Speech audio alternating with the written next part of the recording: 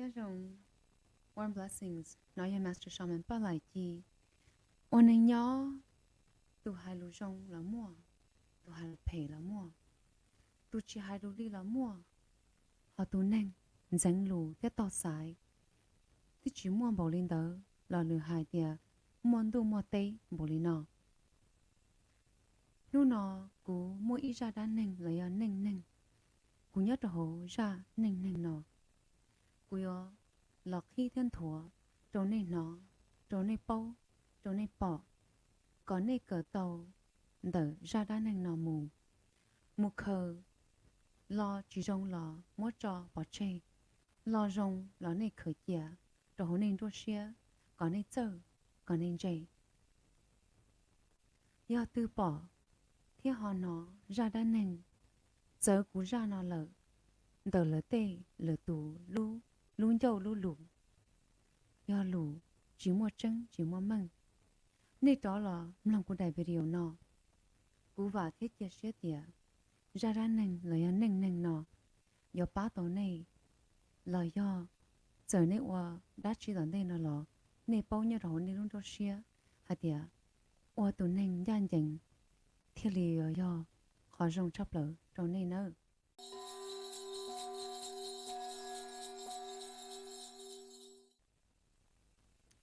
Nó cũng có hại, cha đã neng nó, xí lùm cả. Vì hạt tiệc của xã có thô bài, tin neng, nhớ hồ, bê luôn điệt tế nó, chỉ tài mong sư, lỡ hại neng, bao cho thia. Warm blessings, Mastershamanpalichee here.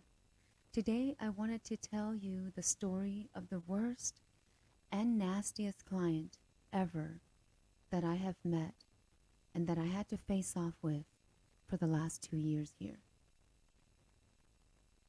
This is a story I'm about to tell you. It's not meant to harm anyone or hurt anyone, but to correctly inform and help those who are likely to start a holistic business to become aware of these types of clients. This was the first ever experience that I've had in my 12 years of working and practicing as a shamanic spiritual energy healer and psychic medium. In November of 2020,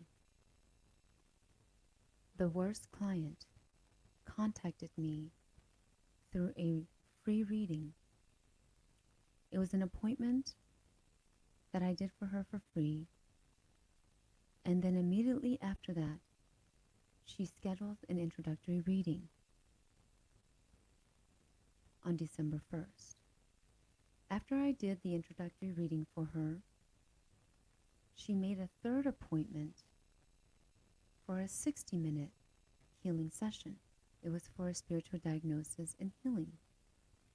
After that healing session, she started to complain that her illness was worse or not as good, and that she wasn't really getting any results from my healing. However, on December 17th, about 2 weeks later, she continued to make a fourth appointment for another free consultation. This time, it was to discuss her interest in my Empower Me 8-week program. Again, for more healing. But she just said and mentioned that it wasn't helping her. I was feeling uneasy about talking to her about the 8-week program. I resisted because she already complained and mentioned that she didn't feel any results from the previous healing, but she insisted and persisted to threaten me if I didn't help her spiritually, she would turn herself into the psychiatric ward, and that if I refused to help her, that no one else would. Again, we're talking about the nastiest, worst and nastiest client here story. In her public post, she mentions that I promised to bridge spiritual guides to her through soul retrieval or on call. I did not make this promise to her, nor would I have accepted her as a disciple. I want to clarify this because she must have misunderstood. So what I said was, I'm willing to call God or do a soul retrieval for you because I saw during the other session, this is the healing session that we just did, that you needed just that, a healing, an call or soul retrieval, and that you need lots of healing as well. But we'll have to see, this is what I said, we'll have to see if my spirit guides will actually bridge spirit guides to you, and that this is a possibility. Again, it's a possibility, right?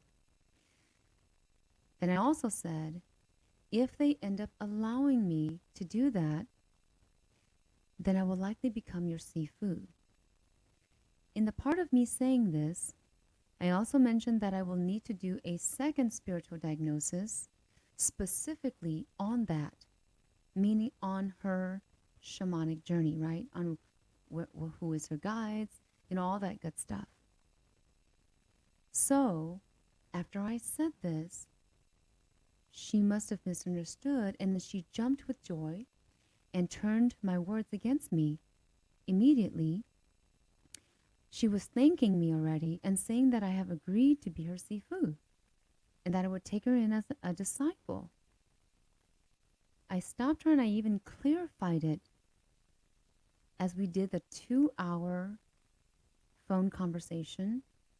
I informed her thoroughly and explained the 8-week program to her, and we had a mutual agreement. After our mutual agreement, and I allowed myself explaining to her for the 2-hour-long conversation, I sent her an invoice that she agreed to pay because I told her what the payment was going to be. She took a few days to think on it, and then she made her payment. And then she also took about a week or so to sign and then submit the agreement contract back to me. Now on December 27th of 2021, by that time, I received the necessary contract and payment to begin the 8 weeks program with her. I contacted her to set up a date and time. The timing that we had talked about originally to do the call and or the soul retrieval as anticipated didn't work out because her payment and contract was not received on time to do that session per the exact date that we had agreed upon. Therefore, it had to change. I could not perform the call and soul retrieval for her as we anticipated. She was also aware of this as no questions were asked before we began the 8 weeks program. I already told her that we'll do it within the program during the 8 weeks, and I didn't know when because we had to do the spiritual diagnosis and some trauma release sessions.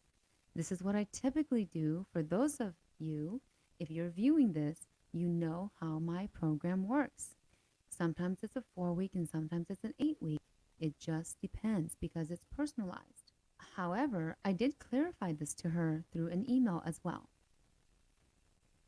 Also, all clients who has experienced this through the programs and services knows that these types of sessions, if you're going to do an call or a soul retrieval session, there's going to be a couple steps to it, and there's preparation that's required of both parties. You don't just jump and do the retrieval session. So on December 30th of 2021, she agreed to begin her first of the 8-week session over a recorded Zoom call, which I typically do. It went very well, and she was in tears, and then she had some release, and even agreed with me that it was a strong healing session, and even thanked me at the end. I still have the video on that. Then about 2 days later, Saturday, January 2nd of 2021, at about 9:15 p.m., she emails me saying that she was having a hard time and that she might give up on the program that she signed up for. I honestly didn't see this email, as I typically don't review my business emails on the weekends, as I typically tell everybody that as well, especially if you're going to be a client that I coach during multiple weeks. Plus, she sent another email on top of that before I could even respond to her, So that one was stacked upon the first one. So I didn't see the first one that she was asking for the refund. On Saturday, January 3rd of 2021, this is in the afternoon. So when I came back to check on my emails, as this was a weekend, mind you, I realized she wanted a refund. So on Sunday, January 3rd, in the afternoon, I came back to check my emails and I saw the email for the refund. So this is coming from a person who is an ex-attorney now, who read and signed this. Now, mind you, they had about a week time to look over the contract and understand what it was saying. It specifically stated no refund, no guarantees. And obviously, she is capable of understanding the terms of the contract because she was an attorney, regardless, because words are clearly stated there on the contract. And we both agreed to that contract. Anyways, on the same day, I was confused at first of how she was able to flip herself around from going from thanking me one day and then 2 days later, she's coming to say, I don't think I can move forward and I want a refund type of attitude. So then I wrote her back in a professional manner that I was not aware of her feeling the way that she explained it in the email, and that I would be willing to give her a refund. Because I missed seeing her first email, which had the amount of refund she wanted. My email to her was calculated off by about 102 whopping dollars. So then I figured, oh my gosh, I didn't see her first original email of what the amount she was asking for. So let me get back to her and send her this email with the amount that she wanted, and I'll be willing to give her that refund. I didn't even want to have a fight over it, right? So by that time, because I was actually confused of what was going on through her head. So, and with her complaining about my healings not working for her, but coming back still a fourth time for a healing, I don't want to work with this client, actually. That was my first thought. So I said, okay, I'm going to give her the refund. Even though my contract says no refund, I was willing to give it to her due to compassion, okay? And due to me not wanting to work with a client that is going to be like this, going back and forth on what you say, and then one day you say something else, another day you say something else. So by the time I wrote to her back and I said I was willing to give her the amount she was asking for out of my compassion, and I really was compassionate for her because I didn't want her to, feel any worser than she kept saying on the email, even though I knew in my heart that I think she's okay. But she kept saying she was feeling not good. So then I said, okay. So even though my contract said that I didn't have to, I still was willing to. Okay, that's just me. That's how I conduct my business if the person's not happy. Now, mind you, don't come running to me and saying that you're not happy just because you want a refund back. Because I will know. I don't know why people continue to lie to psychics. I don't get that. I got a Facebook notification that there was a new review on my Facebook business page the moment that I was writing her this email. And this was still on the January 3rd, January 3rd, on that day. I got a Facebook notification, so then I went to look, and this worst client had already written a false review in attempt to defame me on my Facebook business page, Mastershamanpalichee page, right? And already had two comments, and then a like, and then 3 shares. And I kept going back to it as I'm writing this email to her, and I said, "What is going on here?" All of my other reviews don't have that many shares, and they're good reviews, right? But on this negative review, the very first negative review that I get, There's a ton of shares. Okay. So I'm saying, what's going on here? So in this review, in the attempt to defame me, as you can see here, and I'm going to show you what this review said. There was 2 reviews. One was written later, I believe, because that's when I saw the Folly the Healing one, which is my Facebook business page, the first business page that I started a long time ago, and it is inactive at this time, and at the time that this worst client, came to me. This Folly the Healing Facebook page, business page, is inactive, and it even says it right on there, but she continues to write a review on there saying that she wants a refund back. This was written actually, and I saw it actually in March of 2021. Now, the other one, the Mastershamanpalichee, and I'll show you a closer look, but she's talking about me lying about my services to her, and that and how what I would do for her, and I induced her to pay me for the services, which obviously is false because I didn't induce her. Here is her review that she first wrote, the first review that she wrote on my active page. And this page was active in January or February of 2020, so a year before she even came to me. She says that I charged her $5,700 for the 8-week program, which I did, and that's just how much I'm worth. Her videos were poor quality audio and were not as insightful as random YouTube searches or search. She lied about her services and what she would do for me to induce payment from me. So there she goes, again, a false accusation. And then the other stuff is her opinion, obviously. She's right. She has a right to her opinion.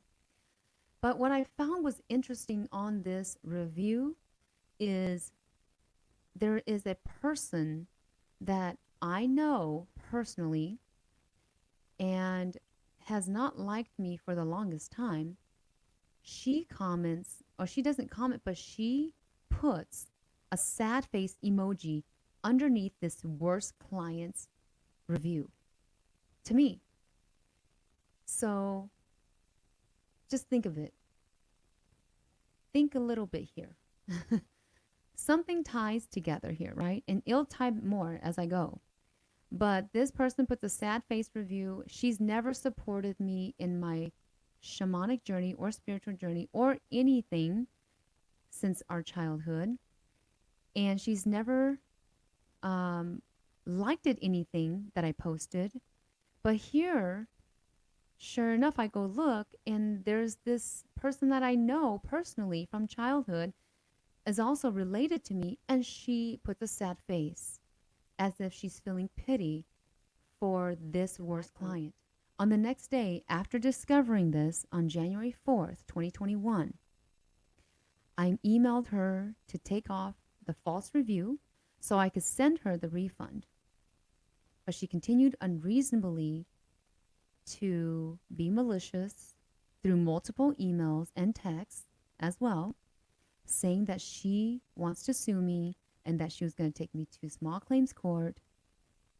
But on a side note, because she mentions that 3 of my relatives were going to back her up in court, I began to research some more to see who she would have been talking to, because she does mention that she was talking to some and as shamans. I researched, lo and behold, the night before I found this post, or the night of another on or before, I knew. She asked, I just wanted to show you here first. On January 4th, the email that she wrote me saying that, and here's her quotes, in yellow, I've been in contact with 3 of your relatives, and they all have volunteered to step in on my behalf to speak with you. So is that supposed to make me afraid? I actually do want to speak to those relatives if they were in person as well. So at the same time, I find this post on another shaman that I actually know from childhood, and she is actually also related to me. She talks about literally shamans charging thousands of dollars for healing that may not happen. How do you feel about this? This is quoting from her post. And then she also says, should a shaman charge thousands when no healing has occurred yet? If the shaman is confident he or she can heal someone, shouldn't he or his or her fees come after the healing has taken place? If you are willing to pay hundreds or even thousands for shaman spiritual healing sessions when you have not yet experienced any healing, why? But the funny thing is, I believe only one person liked this post, and then later she deleted this off. But what kind of questions are these? What does charging a fee up front or after have to do with the confidence of that shaman and their healing? Especially when you have results, right? And then charging thousands of dollars. I want to say that because this person said this, this implied, as I know this person very well from childhood and is related to me and is another shaman out there putting herself publicly, I want to say that this really resonated and tied in with the other relative that put the sad face here on this review. And them two are also very much related as well, as I know. So that tied it in for me on the relatives as well. And this gave me the implications that this shaman was likely one of the shamans, quote unquote, that this worst client had spoken, and she mentions this too, that she's spoken to some shamans about the process of how it's supposed to go and whatever that means, right?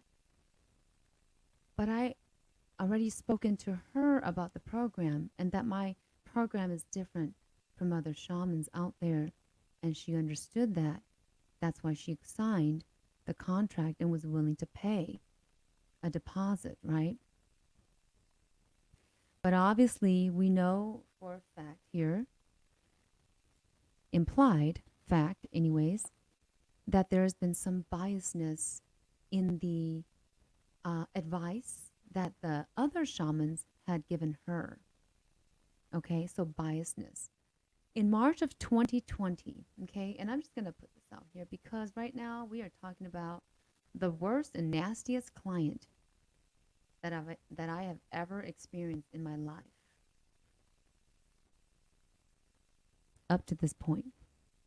In March of 2021, a few months later, because this worst client had refused the refund that I was willing to give her at least 2 to 3 times I've written her, as long as she took off the post, I was willing to do that. But she didn't do that, right? She refused my offer. So, in March of 2021, because this first client had refused the offer and couldn't get her money back, she continued to be vexatious, and she decides to file a chargeback to get her money back.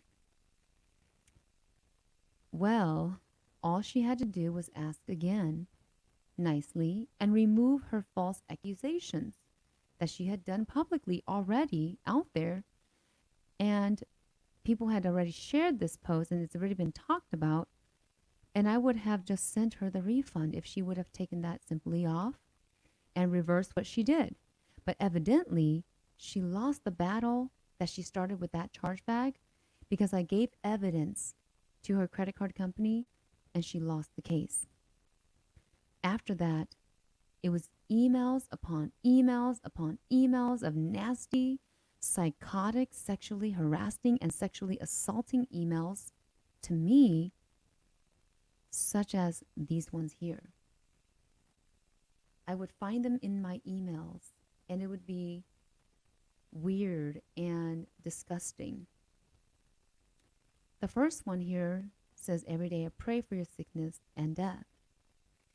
And that was on October 20th of 2021. There's more emails even before that, and even before the chargeback that she was sending me.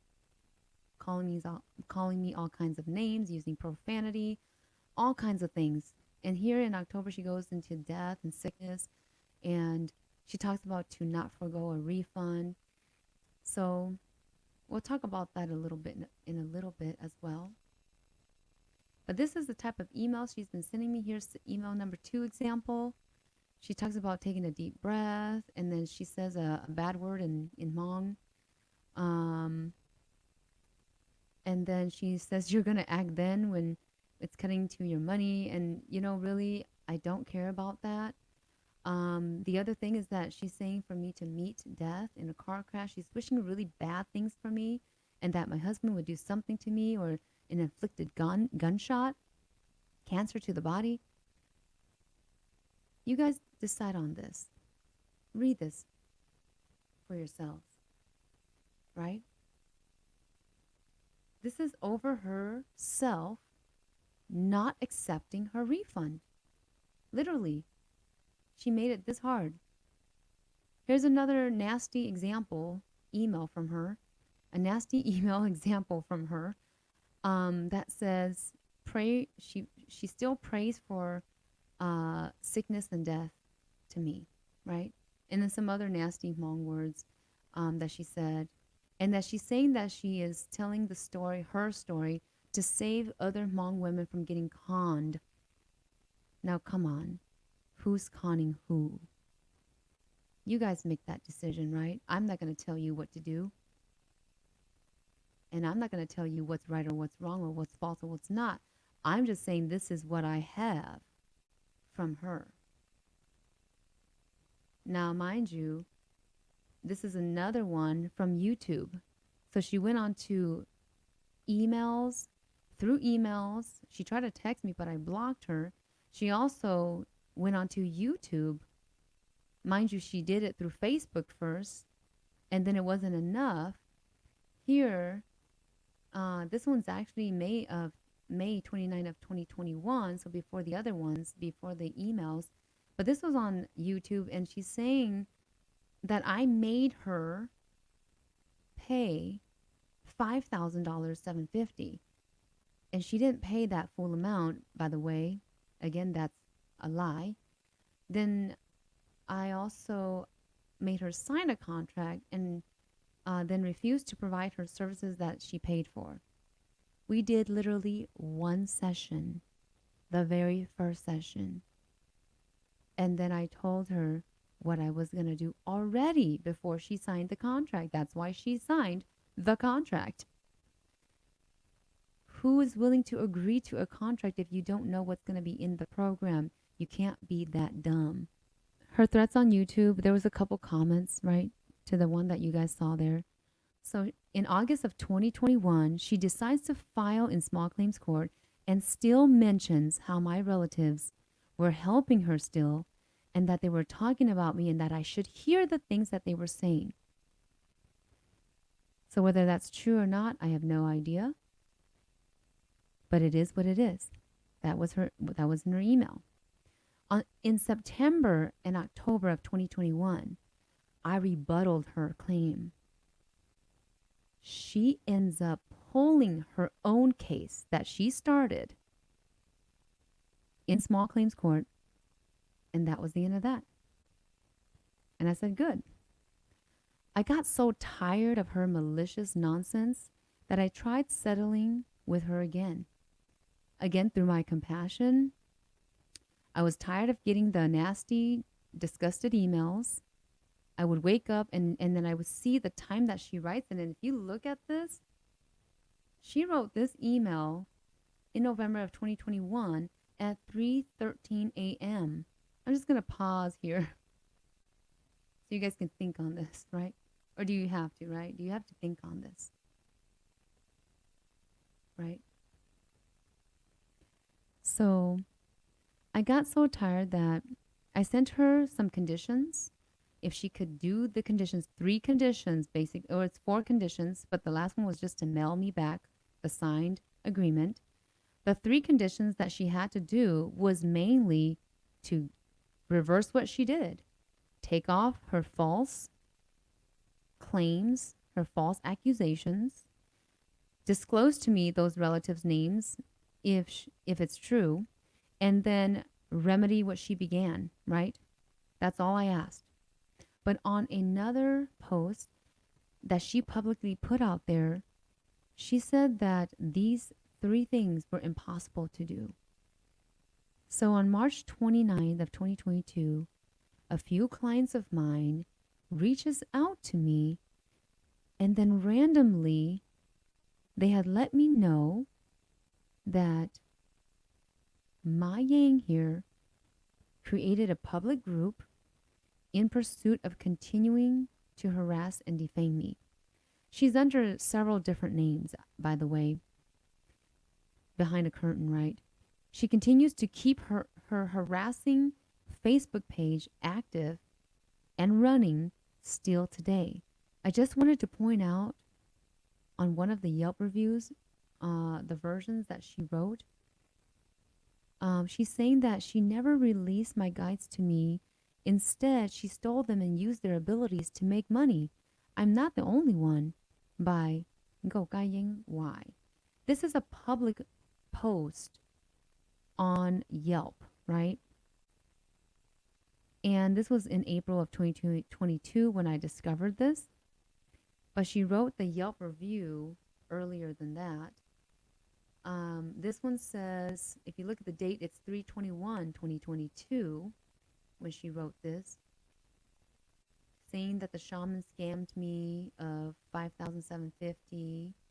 I don't see how it could be a scam when I said what I was going to do, and she was informed very well, especially being an ex-attorney.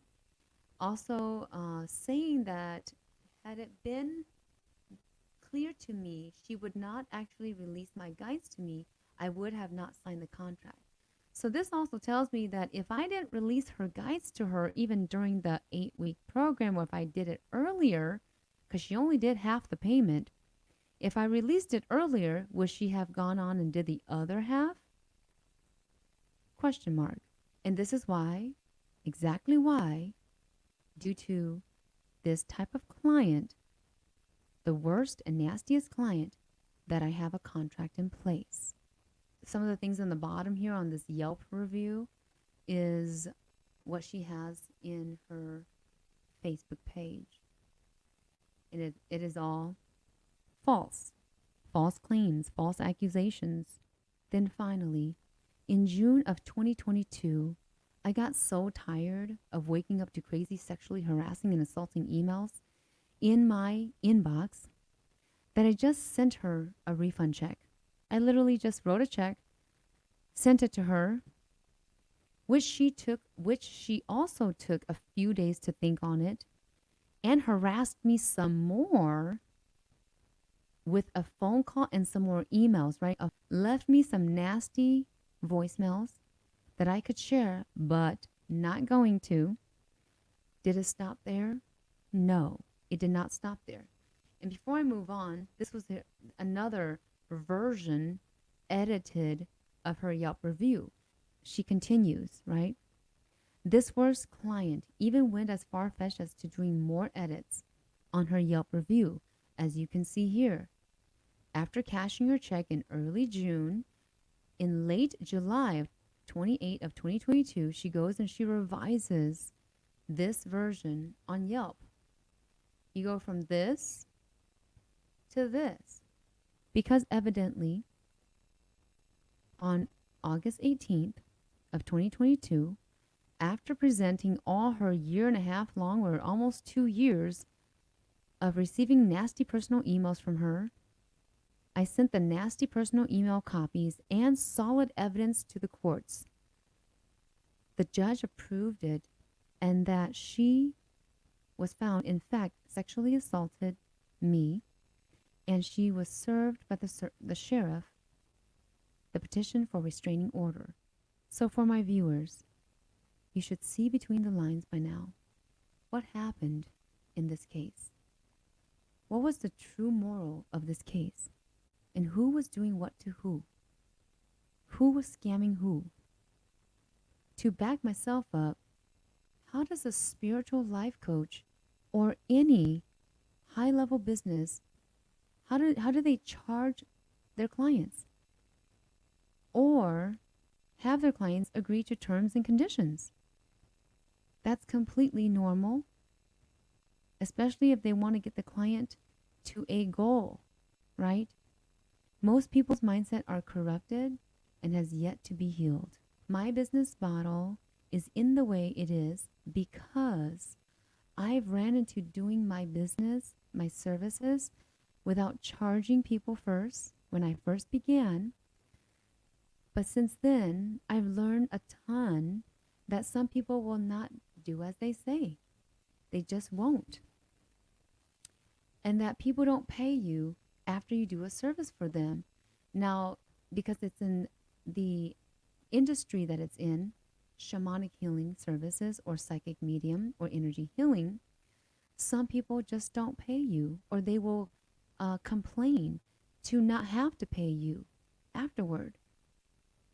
And here, as you can see, even with charging first in this case, having an agreement in place to protect yourself, right, from these type of clients, and a client that can show that they were happy at first, but then they turn on you after having biased conversations with other people, right?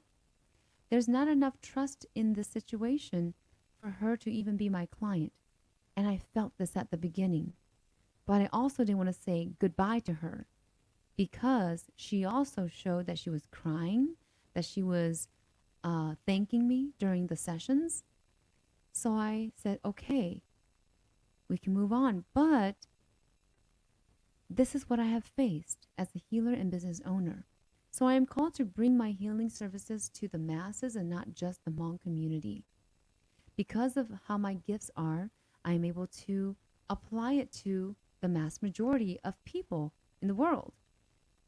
And it doesn't matter to me who I help, right? But it does matter to me when other shamans, as what she said in her email, she's been talking to the night prior to her asking the refund, they have been perhaps implying this, right? That they were biased in their judgment of my services and my processes. That only comes to show with my spirit guides showing me that I need to be out more and to show out the truth. Because there's just too much biasness and negativity, right? Toxicness. But I bet you that these other people who advised her biasly with their biased views had either changed their way of process, taking payments for their services, if they haven't already, or they will be in the near future. I have no doubt with that. Unless they're doing all free services, that's totally different from what I do. In telling the story, overall, I was willing to help her with all my heart and compassion, but not as she falsely describes. Possibilities are different from saying specifically and directly that you will. Will and possible are two different things. Since then, she's changed her social media name several times. If you're benevolent, you don't go behind curtains and have a fake name or accounts. Because the definition of scam means a fraudulent or deceptive act, I believe that God sees the nasty false acts that this first client has done unto me, right along with the other people that has been with her and supporting her through, how do I know this? Because of the group that she has created to hate on me and to defame me and my business, to shut my business down, basically. Well, in my opinion, I call these types of people true evil doers who can only dream to have true gifted abilities like I do because I have to stoop that this low. I will call it out, but they will never get it at all or fully because their hearts are simply, just simply too dark. And it's made up of lies, as we can see from all the evidence that I have shown. But this is my story of the worst and nastiest client that I have ever had to face off with or had that or that has crossed my path. And I wish for you, for those of you that are starting any business, to never have to go through this type of client ever. Warm blessings, and we'll talk to you guys on another video.